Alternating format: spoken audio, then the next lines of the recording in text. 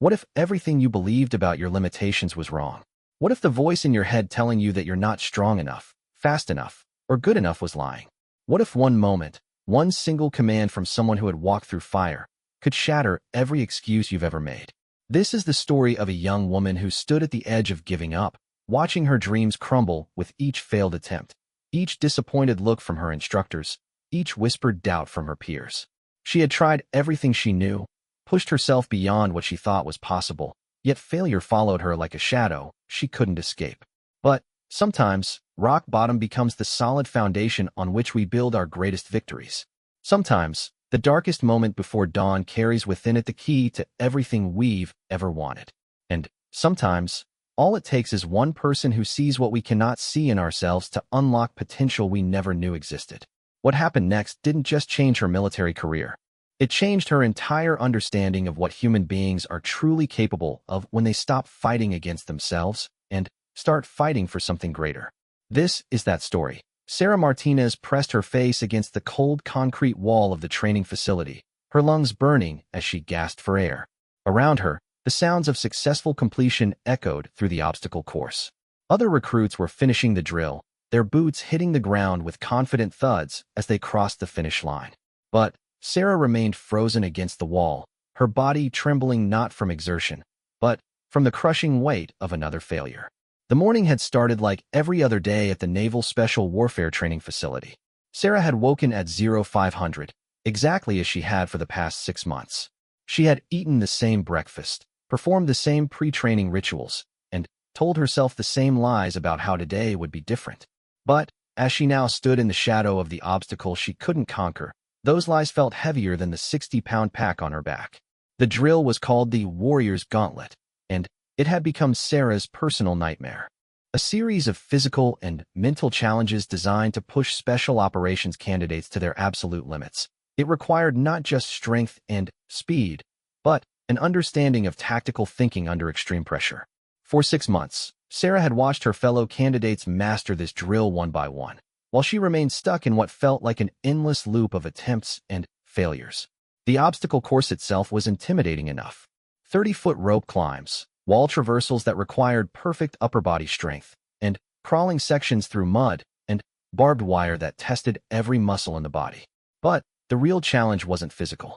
Scattered throughout the course were tactical decision points where candidates had to solve complex problems while their bodies screamed in protest. Radio communications had to be maintained while navigating through simulated combat zones. Team coordination was essential even when working individually, as each person's actions affected the overall mission success rate. Sara had the physical capability. Her test scores proved that. She could run faster than most of her male counterparts. Her marksmanship was exceptional, and her written examinations consistently ranked in the top 5%. But something happened to her when all these elements combined. Under pressure, her mind would go blank, her tactical thinking would collapse, and her body would betray her despite months of conditioning. The instructors had noticed. Chief Petty Officer Rodriguez, a 20-year veteran with arms like tree trunks and eyes that seemed to see straight through any excuse, had taken Sara aside 3 weeks earlier. His words still echoed in her mind during the sleepless nights when doubt crept in like fog. "Martinez, you've got the tools," he had said, his voice carrying the weight of someone who had seen hundreds of candidates come and go. But having tools and knowing how to use them are two completely different things. You're fighting yourself instead of fighting the problem. Until you figure out what that means, you're going to keep hitting the same wall. But understanding the problem and solving it were proving to be vastly different challenges. Sara had tried everything she could think of. She had studied the tactical manuals until her eyes burned, practiced the physical movements until her muscles knew them by memory, and even sought help from a sports psychologist who specialized in performance under pressure. Nothing seemed to break through the barrier that stood between her and success. The failure was made worse by the knowledge that her time was running out. The training program had strict timelines, and candidates who couldn't demonstrate consistent improvement were removed from the program. Sara had already received 2 formal warnings, and she knew that a third would mean the end of her military aspirations. The dream she had carried since childhood of serving in special operations would crumble, and she would be reassigned to a conventional unit where her skills would be adequate, but never exceptional. As she finally pushed herself away from the wall and began the long walk back to the starting position for another attempt, Sarah caught sight of her reflection in the window of the training facility. What she saw shocked her. The woman looking back had hollow eyes, shoulders that curved inward with defeat, and a face that had aged years in just months.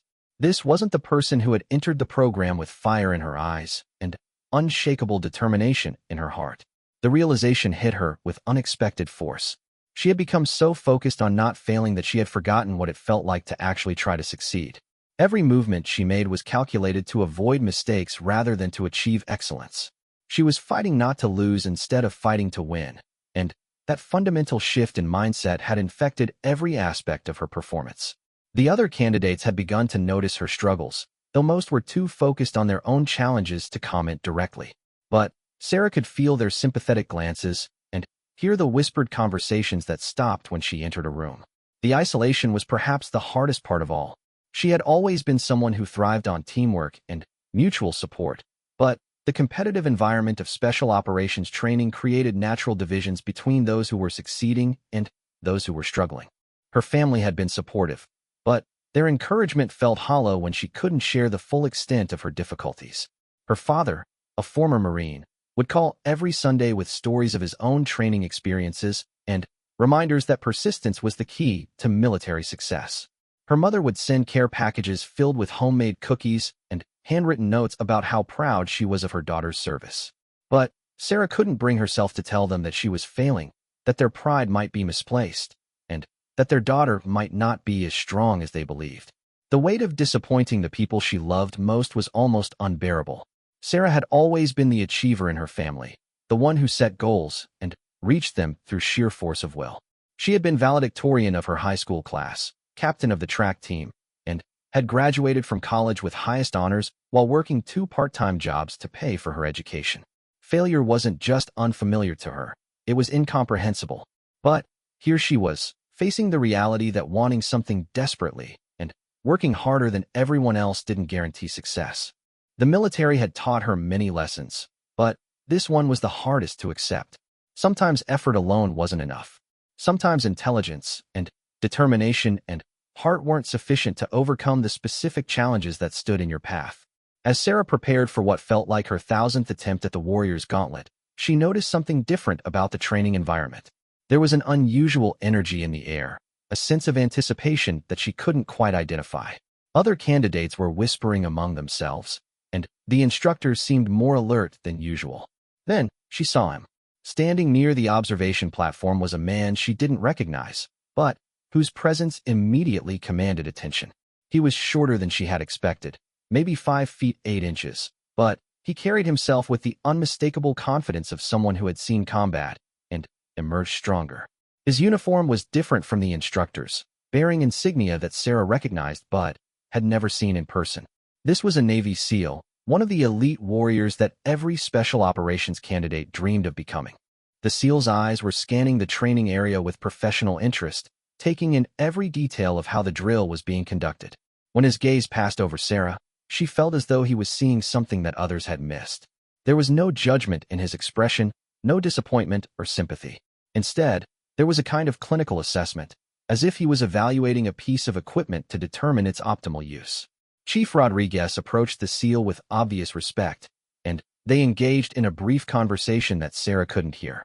But she noticed that the SEAL's attention kept returning to her area of the course, and she wondered if her reputation for failure had somehow reached even the elite units. The thought made her stomach clench with embarrassment. The whistle blew, signaling the beginning of another training run. Sarah took her position at the starting line, her mind already racing through the sequence of obstacles ahead. But something felt different this time. Maybe it was the presence of the visiting SEAL, or maybe it was the realization that she had nothing left to lose. Either way, as she waited for the command to begin, Sarah felt a small spark of something she hadn't experienced in months.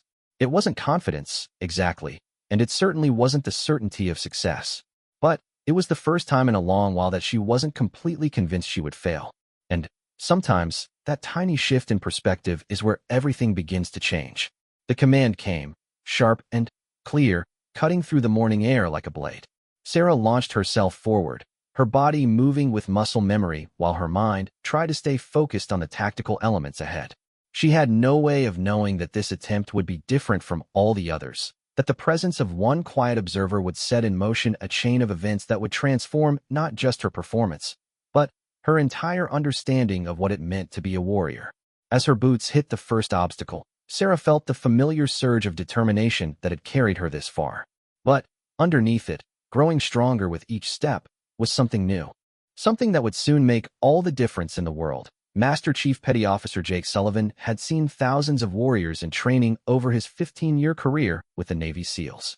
He had witnessed the making of legends and the breaking of dreams, often within the same hour. But as he watched Sarah Martinez attempt the warrior's gauntlet for what her file indicated was the 47th time, he saw something that made him pause in his evaluation of the training program. Sullivan had come to the facility not to observe individual candidates, but to assess whether the training methods being used were properly preparing warriors for the realities of modern combat operations. Recent missions had shown gaps in tactical decision-making under extreme stress, and his superiors wanted to understand if the problem originated in the training pipeline. What he was witnessing, however, was far more interesting than curriculum deficiencies. Sarah's approach to the obstacle course was technically sound. Her form was nearly perfect, her physical conditioning was obviously excellent, and her equipment handling showed the kind of attention to detail that separated good soldiers from great ones.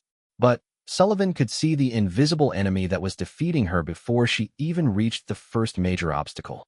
She was carrying the weight of every previous failure like a rucksack full of stones, and that burden was affecting every movement she made. The SEAL had encountered this phenomenon before, though rarely in someone with Sarah's obvious capabilities. Fear of failure could be more paralyzing than fear of death, because it attacked the warrior's sense of identity rather than just their physical safety. A soldier could face enemy fire with courage if they believed in their mission and their abilities. But when that belief eroded, when doubt crept into the foundation of their confidence, even the simplest tasks became insurmountable challenges. Sullivan watched as Sarah completed the first section of the course with textbook precision. Her rope climbing technique was flawless, her timing through the balance obstacles was excellent, and her weapon handling during the movement drills was better than most of the candidates he had observed. But as she approached the tactical decision point that had derailed her previous attempts, he could see the change in her body language. The tactical scenario was designed to simulate a common battlefield situation. The candidate was presented with multiple objectives, limited resources, and time pressure that forced rapid decision-making. There was no single correct answer, which was the point. Real combat operations rarely offered clear-cut choices, and successful warriors had to be comfortable with ambiguity and partial information. Sullivan had seen Sarah's test scores and knew that she could solve these problems easily in a classroom environment. Her tactical knowledge was comprehensive, her strategic thinking was sophisticated, and her ability to analyze complex situations was remarkable. But knowledge and application were different skills, especially when the body was flooded with stress hormones and the mind was clouded by the fear of making another mistake. As he watched her freeze at the decision point, Sullivan recognized the pattern. Sarah was paralyzed not by the complexity of the problem, but by the magnitude of possible consequences. In her mind, this wasn't just another training exercise. It was a test that would determine her entire future, and the pressure of that belief was crushing her ability to think clearly. The SEAL had faced similar moments in his own career, though his had come in actual combat rather than training. He remembered a mission in Afghanistan where his team had been pinned down by enemy fire, and he had to choose between 3 different tactical options, each carrying significant risks. The difference was that in combat, the consequences of inaction were immediate and obvious. Paralysis meant death, so movement became instinctive. But in training, the consequences of failure were abstract and delayed. A candidate could freeze, fail the exercise, and still walk away physically unharmed. That safety net, paradoxically, made it harder for some people to perform. The stakes were both too high and too low at the same time. Sullivan continued watching as Sarah eventually made a decision and moved forward with the exercise. Her choice was tactically sound, and her execution was competent, but she was second-guessing herself with every step. He could see her mind racing through alternative scenarios, calculating what she should have done differently, even while she was still in the middle of executing her original plan. The pattern continued through the rest of the course. Physical obstacles were conquered with impressive skill, but every tactical element became a source of internal conflict.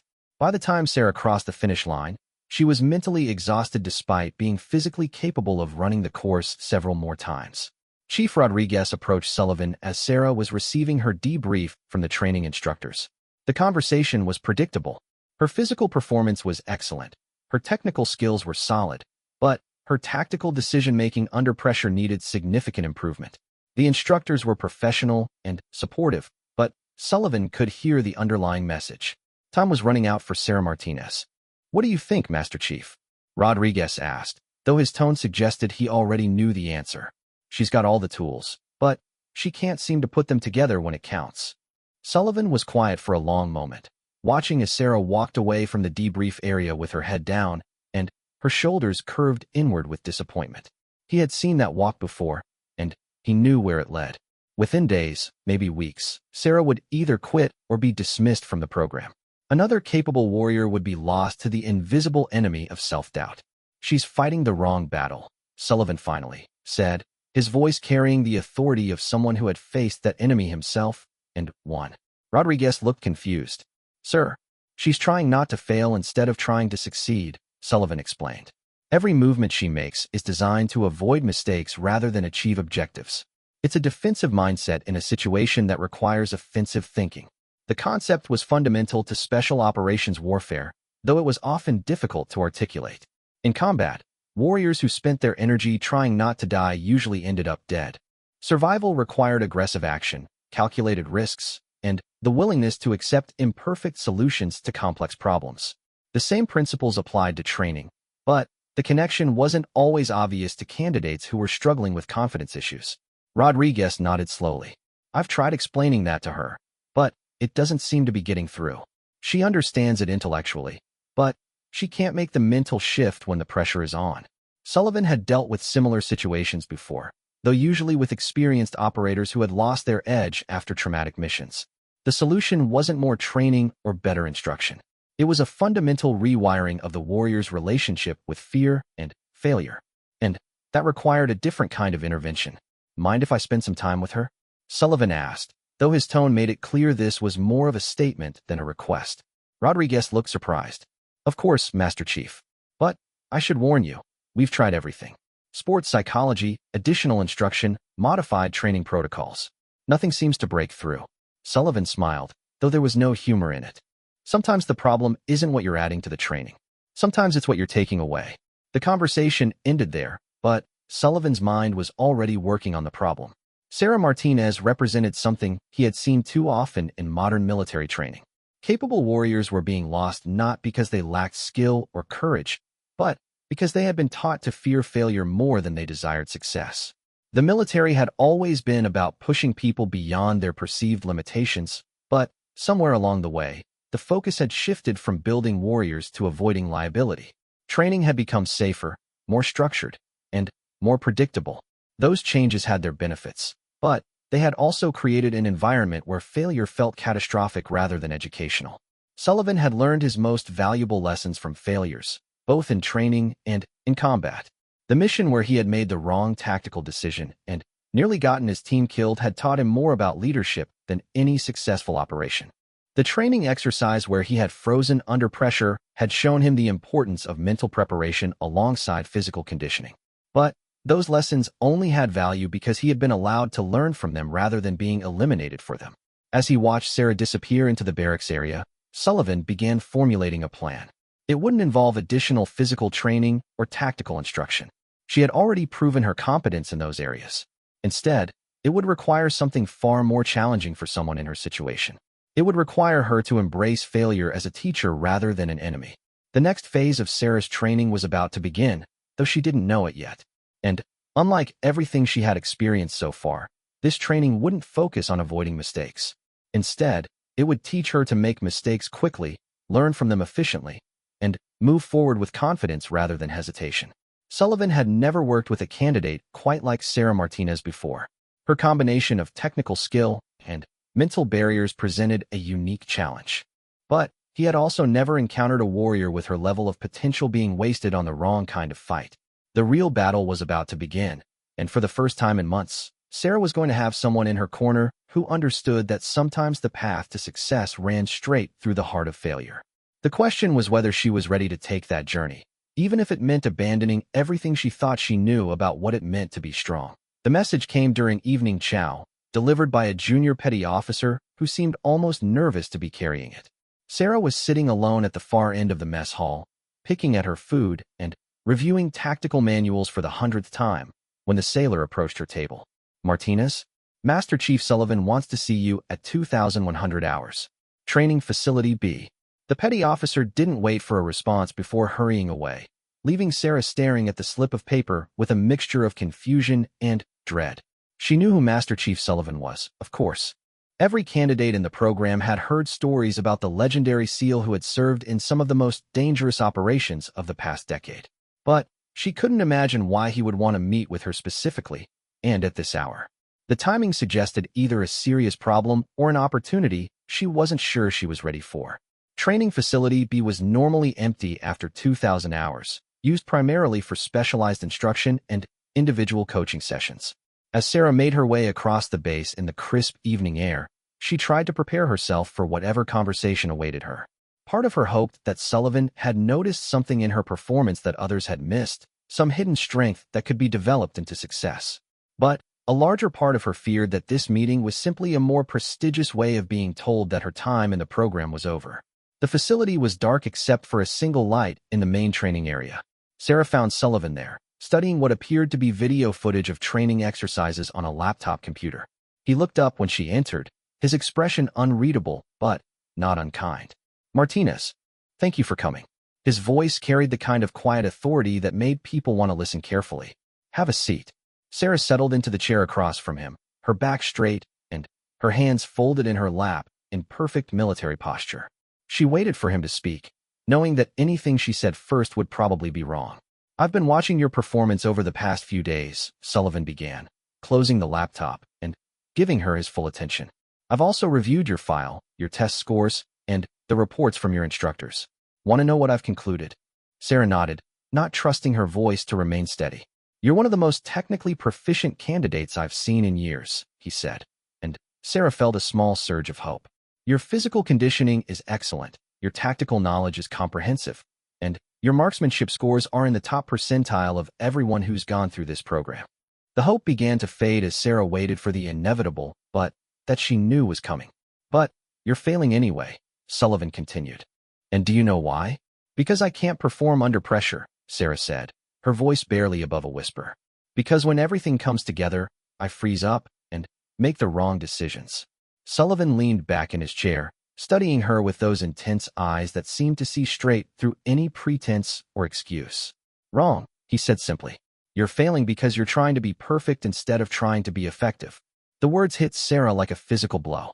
She had heard similar critiques before, but something about the way Sullivan delivered them made them feel different. More precise. More true. Tell me about your worst failure in this program, he continued. Not the most recent one, not the most embarrassing one. The worst one. The one that keeps you awake at night. Sarah didn't have to think about it. 3 weeks ago, the night infiltration exercise. I had clear intelligence about enemy positions, good weather, and a solid tactical plan. But when we made contact, I second-guessed the plan and tried to modify it in real time. Ended up leading my team into a kill zone. In a real situation, we would have all been dead.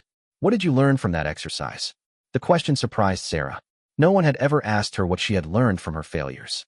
They had always focused on what she had done wrong and how to avoid similar mistakes in the future. That hesitation kills, she said slowly. That a good plan executed aggressively is better than a perfect plan executed tentatively. Correct. So why are you still hesitating?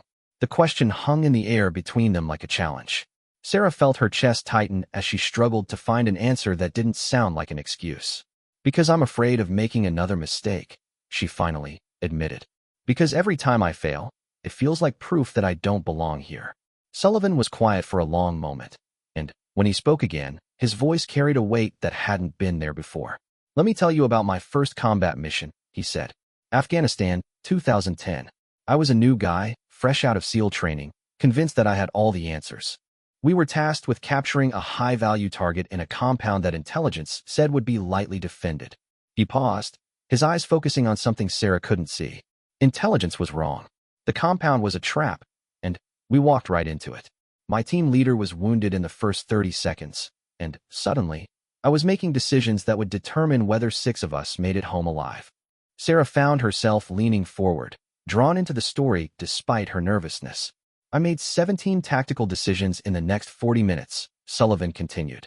14 of them were wrong. Completely, obviously wrong. But I made them quickly, adapted when they didn't work, and kept moving forward. And that's why all 6 of us survived. The lesson was clear, but Sarah wasn't sure she understood how to apply it to her situation. The difference between warriors and everyone else, Sullivan said, isn't that warriors don't make mistakes. It's that they make mistakes faster than anyone else, learn from them immediately, and keep fighting. He stood up and walked over to a whiteboard that Sarah hadn't noticed before. Written on it in precise handwriting were the words that would change everything for her. Fail fast, learn faster, win anyway. Sarah stared at the phrase, feeling something shift in her understanding of what she had been trying to accomplish for the past 6 months. Your problem isn't that you're afraid of failure, Sullivan said, turning back to face her. Your problem is that you're afraid of being seen as a failure. You're so focused on protecting your reputation and living up to expectations that you've forgotten why you're here. The words stung because they were true. Sarah had become so concerned with what others thought of her performance that she had stopped focusing on the actual mission objectives. Tomorrow morning, you're going to run the Warriors Gauntlet again, Sullivan said. But this time, you're going to do it with a different mindset. Instead of trying not to fail, you're going to try to fail as instructively as possible. Sarah looked confused. Sir, I want you to make mistakes deliberately, he explained. I want you to choose the wrong tactical option, execute it perfectly, realize it was wrong, adapt immediately, and keep moving. I want you to fail fast, learn faster, and win anyway. The concept was revolutionary to someone who had spent months trying to avoid any error, no matter how small. The idea of deliberately making mistakes felt like heresy. But what if I really fail? Sarah asked. What if I can't recover from the mistakes? Sullivan's smile was genuine for the first time since their conversation had begun. Then, you'll have learned something valuable about your limits, he said. And that knowledge will make you stronger the next time. Failure isn't the enemy, Martinez. Fear of failure is the enemy. He walked back to the table and picked up his laptop, preparing to leave. One more thing, he said, pausing at the door. Tomorrow, I want you to remember that you're not trying to impress anyone. You're not trying to prove that you belong here. You're trying to complete a mission, and the only question that matters is whether you can get the job done with the tools and knowledge you have available.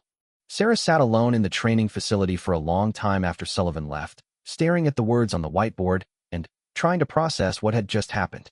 For the first time in months, someone had looked at her failures and seen potential instead of evidence of inadequacy.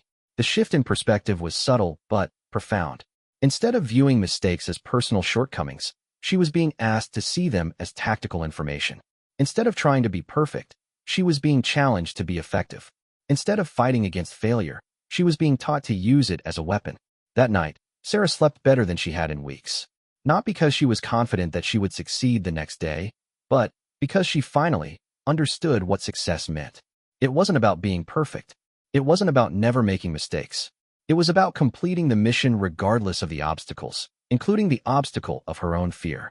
The command that Sullivan had given her wasn't complicated, but it was revolutionary. Fail fast, learn faster, win anyway. For words that would transform not just her approach to training, but her entire understanding of what it meant to be a warrior. As she prepared for sleep, Sarah found herself actually looking forward to the next day's training exercise. Not because she expected it to be easy, but because she finally had permission to be human, to make mistakes, to learn, to adapt, to win not in spite of her failures, but because of what those failures could teach her.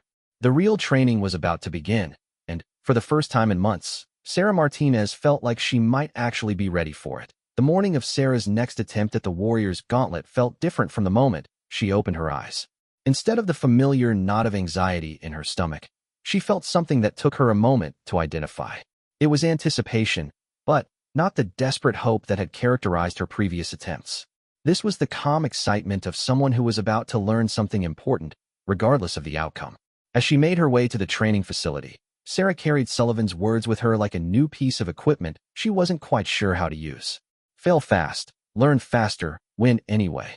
The phrase had echoed in her mind throughout the night, and This morning it felt less like an instruction and more like a key to a door she hadn't known existed.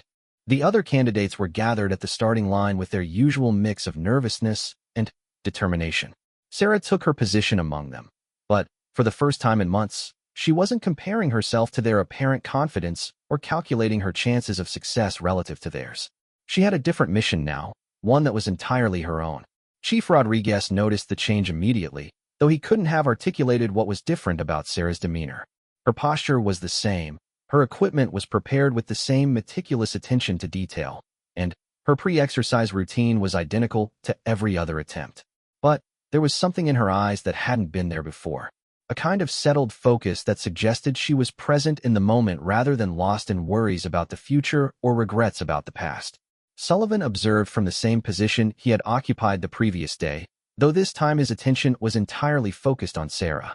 He had given similar advice to struggling operators before, but never to someone who was failing so spectacularly despite such obvious capability. This was either going to be a breakthrough or a complete disaster, and he honestly wasn't sure which outcome was more likely. The whistle blew, and Sarah launched herself into the course with an intensity that immediately caught the attention of the other observers. But it wasn't the desperate intensity of someone trying to prove themselves. It was the calm aggression of someone who had a job to do and was focused entirely on doing it. The first section of obstacles passed in what felt like a blur. Sarah's rope climbing was smooth and efficient, her balance work was confident, and her weapon handling was crisp and professional. But it was when she reached the first tactical decision point that the real test began.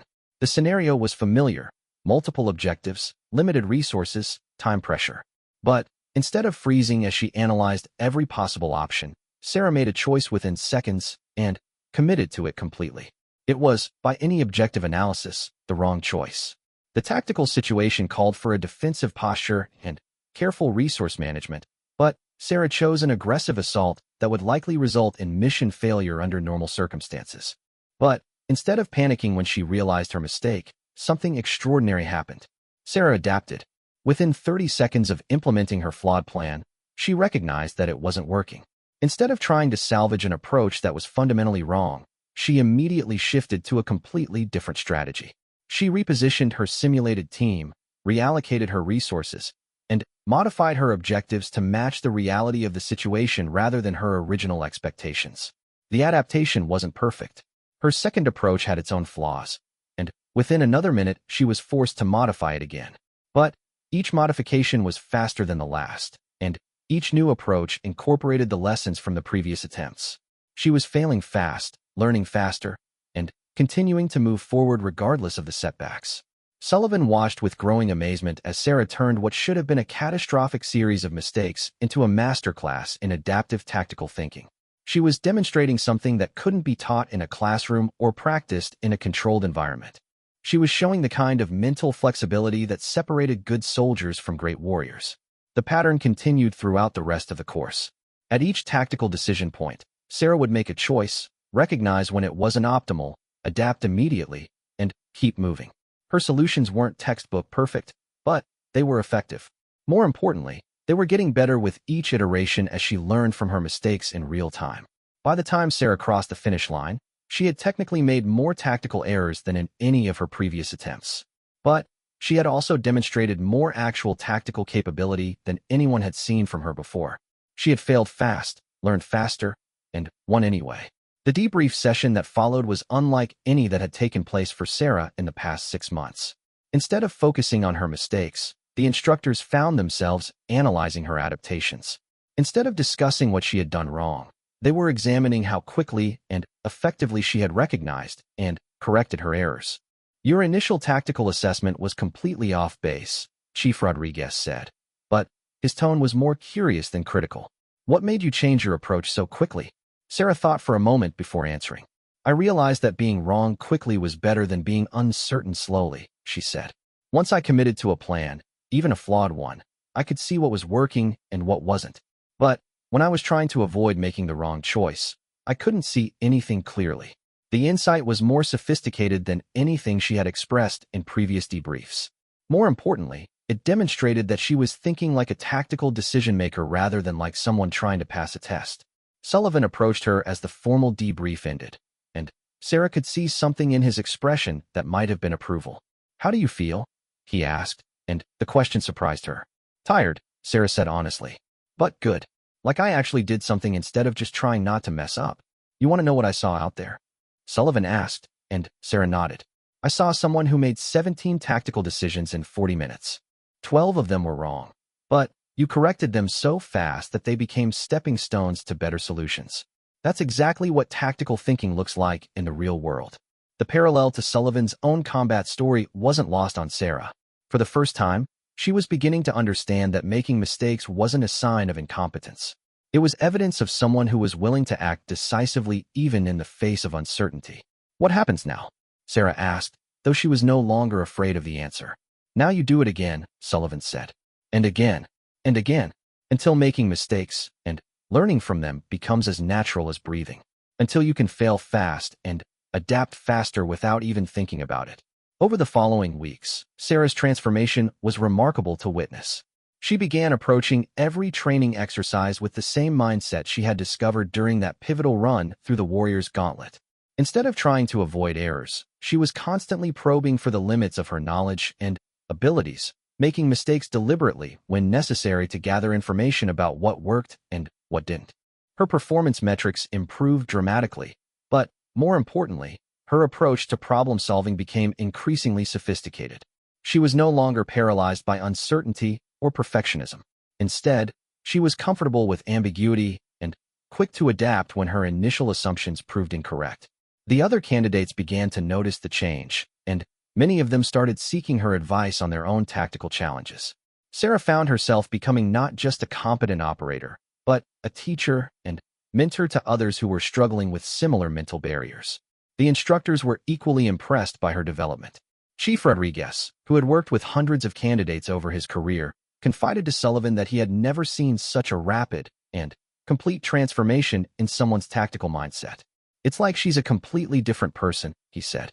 "Same physical capabilities, same technical knowledge, but her whole approach to problem-solving has changed.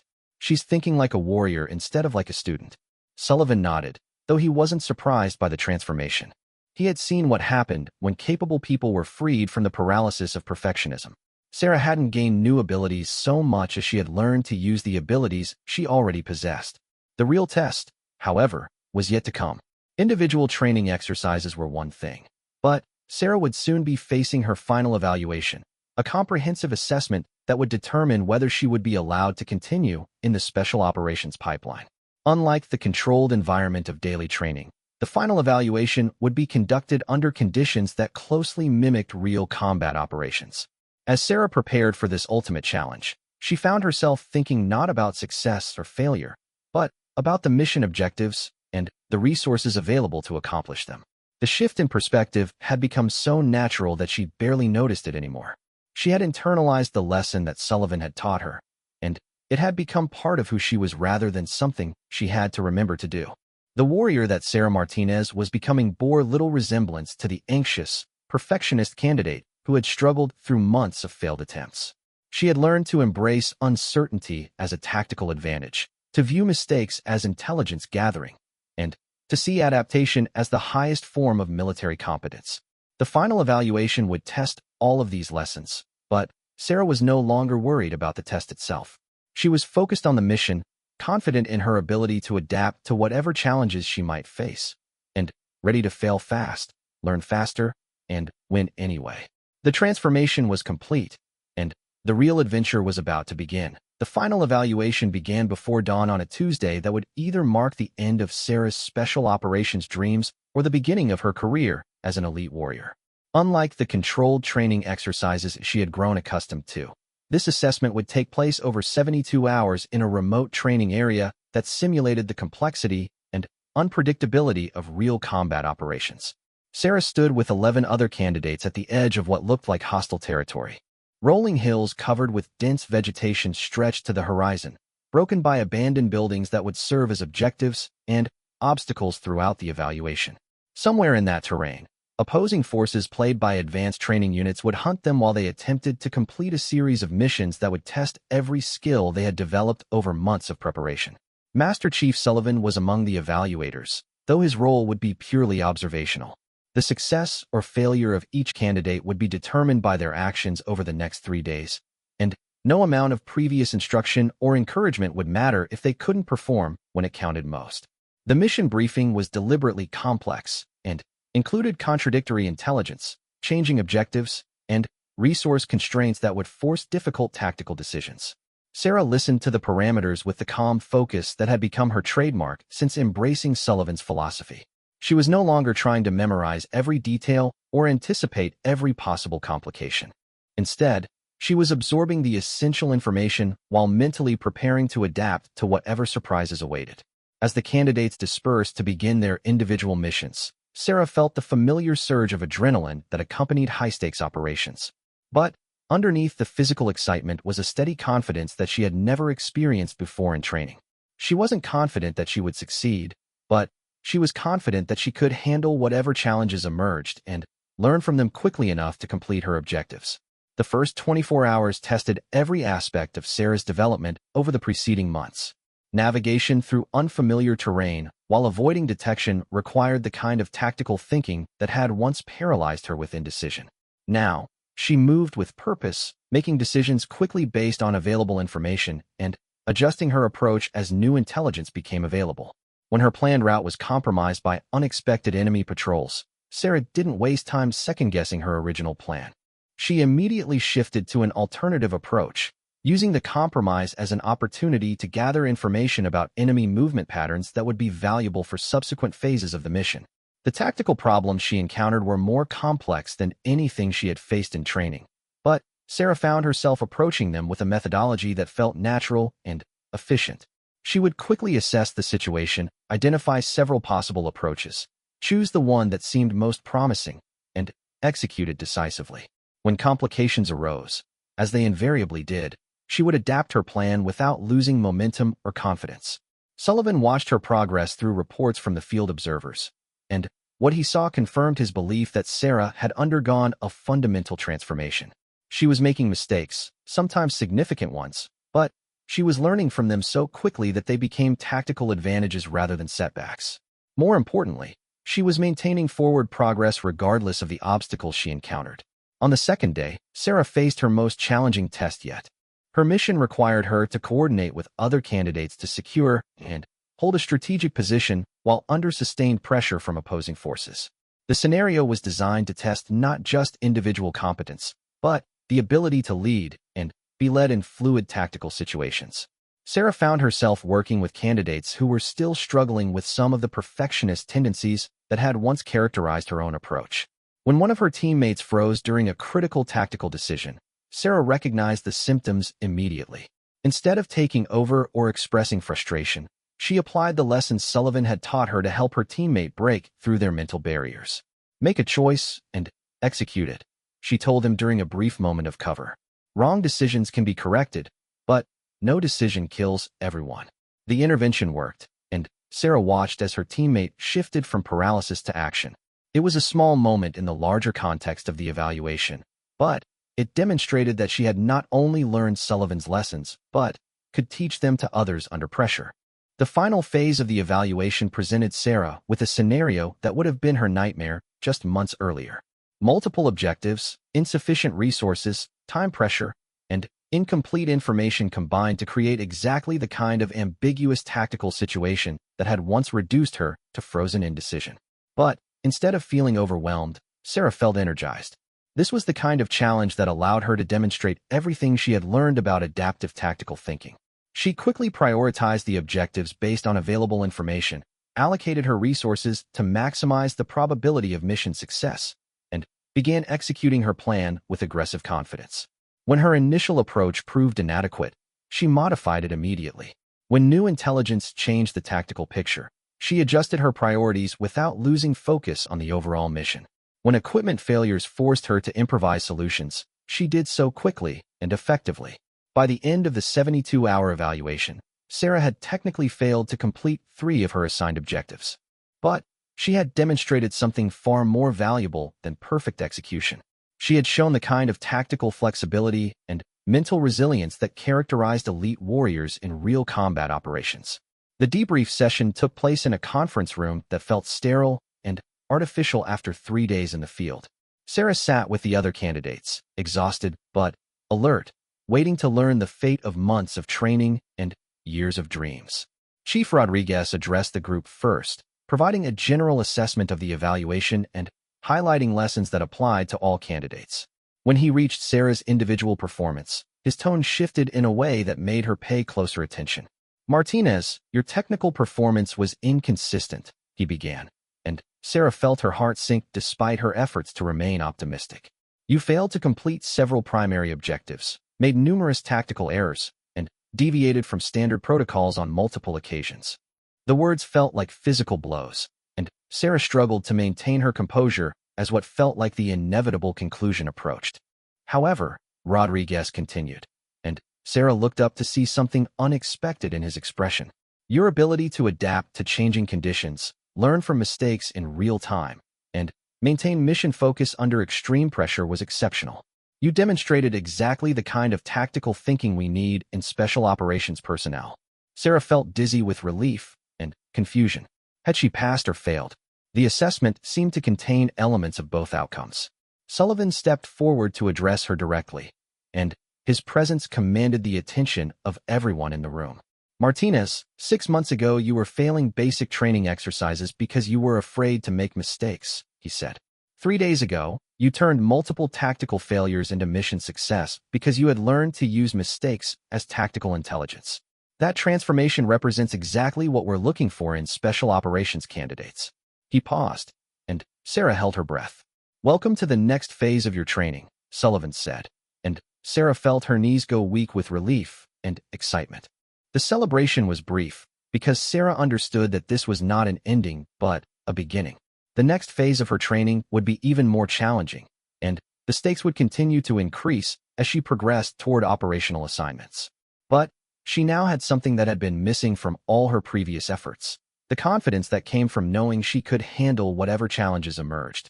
In the months that followed, Sarah's development continued at an accelerated pace. She completed advanced tactical training, specialized in combat operations, and eventually earned assignment to an elite special operations unit. But, more importantly, she became known among her peers and superiors as someone who could think clearly under pressure and adapt quickly to changing tactical situations. The lessons Sullivan had taught her became central to her identity as a warrior. Fail fast, learn faster, win anyway wasn't just a training philosophy. It was a way of approaching every challenge in military service and in life. Sarah found herself sharing these lessons with younger candidates who were struggling with their own perfectionist tendencies, passing on the gift that Sullivan had given her. Years later, when Sarah had become an instructor herself, she would often think about that evening when Sullivan had first shared his philosophy with her. She would remember the feeling of having permission to be human, to make mistakes, and to learn from them without fear of judgment or punishment. The transformation that had begun with a simple change in perspective had ultimately redefined not just her military career, but her entire approach to challenges and setbacks. She had learned that failure wasn't the enemy of success, it was the pathway to it, provided you were willing to move through it quickly enough to capture its lessons. Sarah Martinez had entered the Special Operations Training Program as someone who was afraid of making mistakes. She emerged as someone who could make mistakes faster and more productively than most people could make correct decisions. And in the world of elite military operations, that ability made all the difference between success and failure, between mission accomplishment and mission failure, between coming home and not coming home at all. The story that had begun with repeated failure and crushing self-doubt had transformed into a legacy of tactical excellence, and teaching others to overcome the mental barriers that prevented them from reaching their full potential. Sullivan's simple command had not just changed Sarah's performance, it had changed her life and the lives of everyone she would go on to train and mentor in the years that followed. Sometimes the most powerful transformation comes not from learning something new, but from unlearning something that was never true in the first place. For Sarah, that false belief was that mistakes were evidence of inadequacy. The truth she discovered was that mistakes, handled correctly, were evidence of someone who was willing to act decisively in the face of uncertainty and learn from the consequences of their actions. That truth had made her not just a better soldier, but a better leader, mentor, and human being. And It had all started with one Navy SEAL who understood that sometimes the best way to help someone succeed was to teach them how to fail properly.